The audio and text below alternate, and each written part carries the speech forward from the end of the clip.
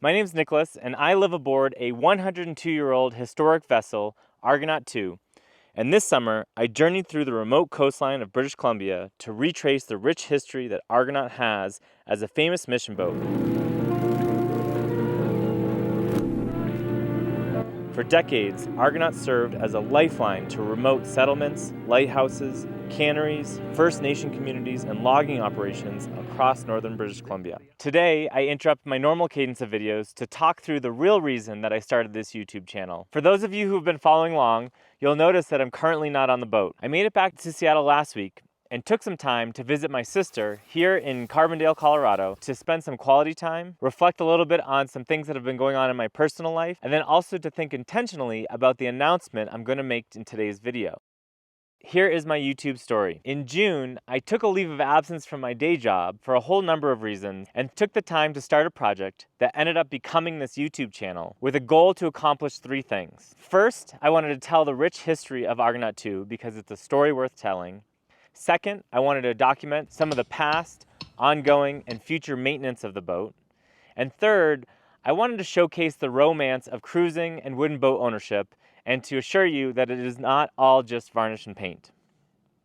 I think it's important to tell the story of Argonaut because the vessel is uniquely poised as being one of the most interesting in the Northwest. Unlike many wooden boats of this era, it was connected to thousands of people up and down the coastline of British Columbia as a missionary boat. My name is Bob Burrows, and I'm a United Church minister, and got a telegram on the 4th of April, 1960, saying that the United Church Board of Home Missions wants to appoint you as captain of the Thomas Crosby 4, based at Ocean Falls. Stop. 50 ports of call. My name is Phil Little, and I first joined the boat, Thomas Crosby 4, in July 1959 as a deckhand, and then I became the engineer. My name is Bert Fiddler, and I spent some time on this boat when I was a child. You said you got married? Oh, yeah, we got married. Yeah, it was. There's a story around Yeah. that too. It was May 22nd, 1988. It was like a perfect day. You know, beautiful, beautiful sunny day. And my favorite wedding photo was taken on the Argonaut. And then Dr. Darby came on this boat to pick me up and take me back to Bella Bella, where at the hospital he took my tonsils out, and then I had the trip back. So I remember this boat, absolutely. I love what you're doing, taking the boat back to its roots and allowing people of the area or whatever, people like me who actually know the boat, to come back on her again. And I just so appreciate that you're restoring it. You're a caretaker. I love that. And that you're taking such good care of the boat. I realized just how special this boat was during my cruise last summer, where I went north, and everywhere I went, I met people along the way who told me stories of how they were connected to the boat, whether it be they got married on the boat, christened on their boat, had their tonsils removed. People sent me photos of them as a child on the boat, tell me stories of their grandparents. And it really resonated with me that there's a lot more to this boat than just me and the experience I was having. Second, I wanted to document all the work I've been doing on the boat. Last year, I performed a major haul out with a couple shipwrights, including Pete Stein and Quillen Hunt, where we put 37 planks and 20 frames into the starboard side of the boat, chasing after much needed maintenance and restoration projects to keep the boat floating for another 100 years. And lastly, I really wanted to document the romance of cruising. Wooden boat ownership is not just varnish and paint, and in fact, this boat not only functions well, but is set up quite nicely to live aboard and cruise long term. And so why did I want to do this? I actually started this project with a goal of selling the boat.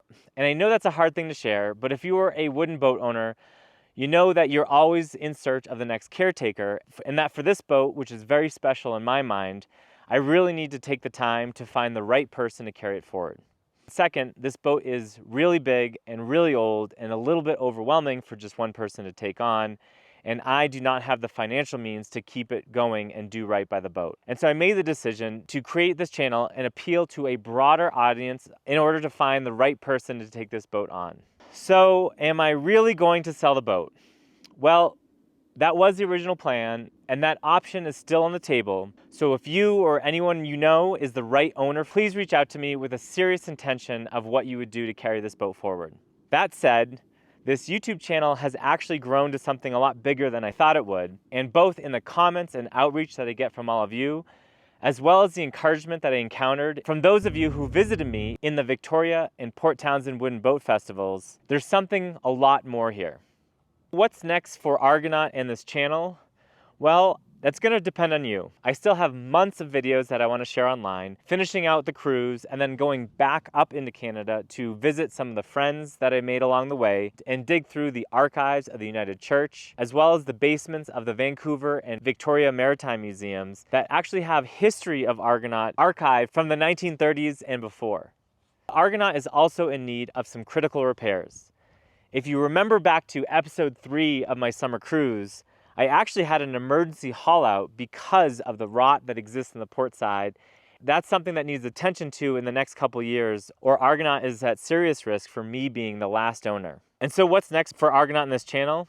I'm actually going to turn to you. So far, I've been thrilled about building and organizing this community around this boat, and I'd like to continue both this newfound love of storytelling and video creation, as well as building and fostering this community that is excited about the history of this boat. If you know me, I am never one to ask for help, and I've been reflecting on and hesitant to share this video, but I think that with our collective support, we can fundraise enough to perform the necessary repairs to keep this boat going. In the near term, as in the next year or two, the boat really needs a new port side. That's somewhere in the ballpark of 60 or 70 planks and the same number of frames from the stem to the stern.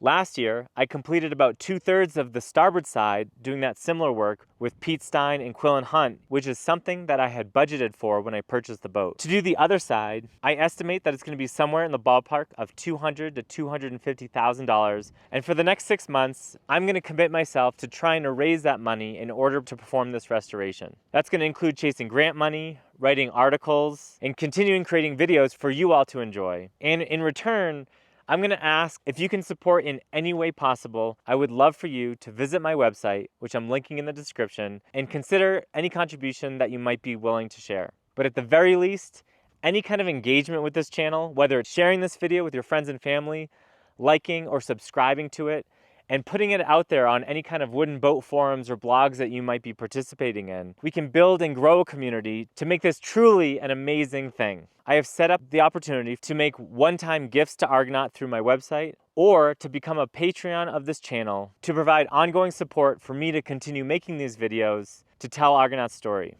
If I can raise half that money, I think I can commit to pulling the boat out of the water and start attacking the port side, with the hopes that ongoing support and seeing that the work is going to happen will contribute to us pushing through to the end. If I can't meet that goal, there are other smaller projects that I can put that money towards and put the right investment into the boat so that we can continue to preserve the history of this wonderful vessel. Now that that's out of the way, to make this video fun and to do something a little bit different, I want to introduce you to my sister Jen and the really interesting lifestyle that she's built for herself out here in Carbondale. Hi, my name is Jenny Baraki. I'm Nicholas's younger sister and the founder of Buckwild Coffee and Bhutan Fest. Buckwild Coffee is a branch off of our parents' coffee roaster called Red Barn Coffee, and I market and target women, specifically women coffee producers, and that's just kind of the industry that I know. Bhutan Fest was founded off of Buckwild Coffee, and it is an all-women ski and snowboard festival, the largest in the world, that happens at Sunlight Mountain in Glenwood Springs. During the summer, I'm a ranch hand at Harvey Ranch, where I'm learning how to work cattle, doctor cattle, take care of horses, and it's really just a dream come true to me.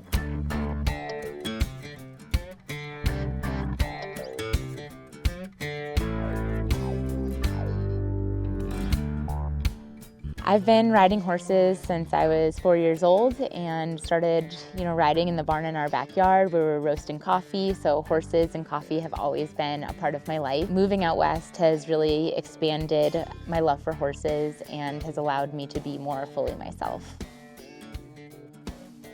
For this week's pasta dish, since we're not on the boat and we're instead on a beef raising ranch, Cattle ranch. cattle ranch, we're gonna make some braised short rib ragu, homemade pasta, Apple crisp. apple crisp because Tis it's the fall, season. 'tis the season, and Let's hope for the best, because I'm a vegetarian. but she eats local beef.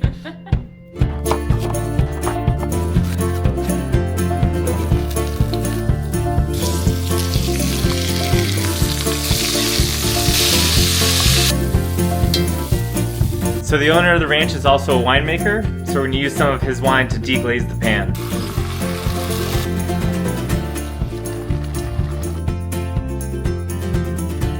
Harvey, why?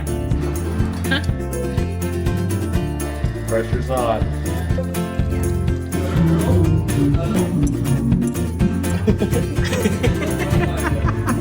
Hurry, hurry.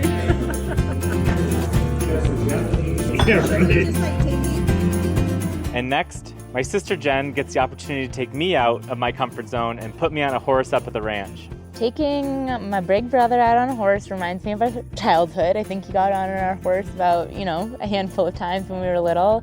And sailing and boats have always been his biggest passion, whereas horses have been mine. And I love that we both were able to follow our passions and make it such a huge part of our life. And showing Nick or taking him into my world is always special, and we had some laughs, but he did a great job. He got on the horse and worked the cattle, and I hope you come back. Chakram?